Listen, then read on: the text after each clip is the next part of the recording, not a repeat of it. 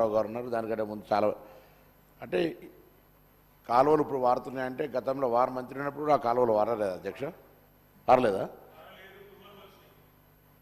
సరే ఇప్పుడు వాళ్ళ ఆ విధంగా మాట్లాడితే మనం ఏం చేస్తాం అధ్యక్ష? చరిత్ర తీయండి, కాలువల తవ్విన కాలం నుంచి చరిత్ర తీయండి. వరద కాలువలు తీసిరు, శ్రీరామ్ సాగర్ ఎవరు కట్టిరు, ఎల్లంపల్లి ఎవరు కట్టిరు, లోయర్ మానేరు ఎవరు కట్టిరు, ఆ 9వ ప్యాకేజ్ అప్పర్ మానేరే పూర్తి చేయనటువంటి శాసనసభ్యుడు సిరిసిల్ల 10 ఏళ్ళు యువరాజు ఆయన మాట్లాడితే ఎట్లా అధ్యక్ష? అందుకే ఇవాళ గోదావరి పరివాహక ప్రాంత బిడ్డగా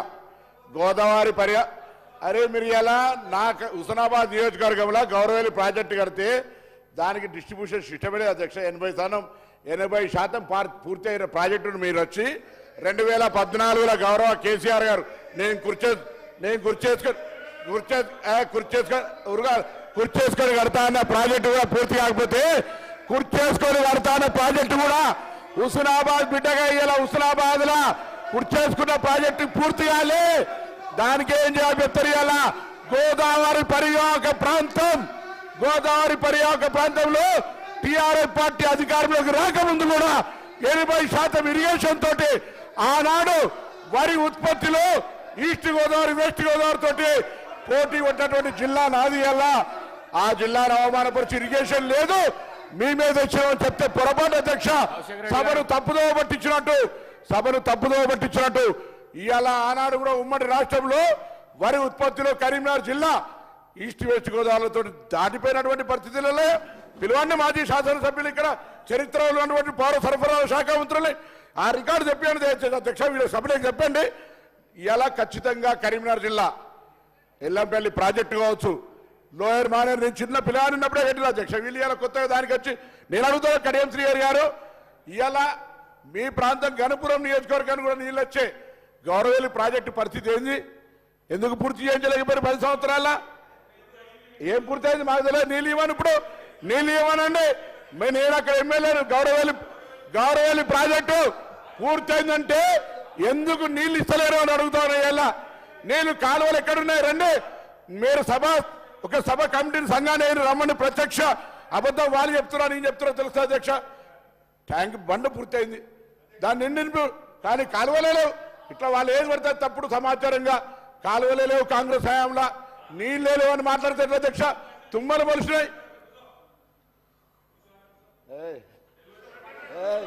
జాగ్రత్త, కూర్చో బాగా మాట్లాడితే ఎట్లా? బాగా మాట్లాడితే కూర్చో ఎవరిగా ఇదే మర్యాద. బయటికి పోయి మా దగ్గర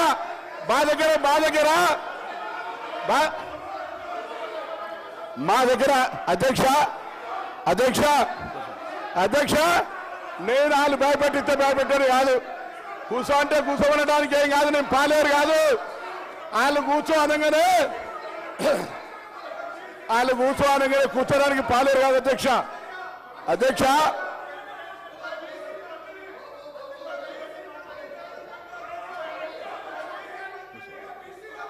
అధ్యక్ష నన్ను కూర్చో అనగానే భయపెట్టారు కాదు. అదే కరీంనగర్ సార్ ఒక మాజీ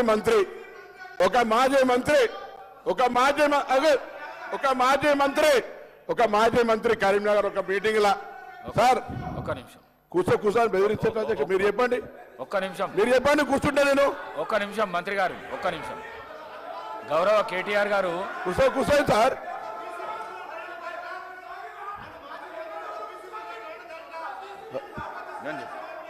కూర్చోండి, మీరు కూర్చోండి, నేను చెప్తా కూర్చోండి. ఒక్క నిమిషం కూర్చోండి సార్, బెదిరించేది కూర్చోండి. ఒక్క నిమిషం సిద్ధంగా లేకపోతే వెళ్ళిపోవచ్చు. సిద్ధంగా లేకపోతే అయ్యా ఎవరికైనా వినడానికి ఇష్టం లేకపోతే భార్య పిల్లల్ని చంపుకుంటా ఓట్లు వేయకపోతే అని అడిగిన వాళ్ళు ఇక్కడ అవసరం లేదు. పోవచ్చు, వాళ్ళకే ఇక్కడ ఉండాల్సిన అవసరం లేదు. ఓట్లు వేయకపోతే భార్య పిల్లలతోటి శివయాత్ర చూడాల్సి వస్తుంది మాట్లాడితే ఎట్లా అధ్యక్ష? శివయాత్ర ఓట్లు వేయకపోతే భార్య పిల్లలతో శివయాత్ర చూడాలన్నది కూడా ఇక్కడ మాట్లాడితే ఎట్లా అధ్యక్ష? వాళ్ళు కూడా మాట్లాడితే ఎట్లా అధ్యక్ష?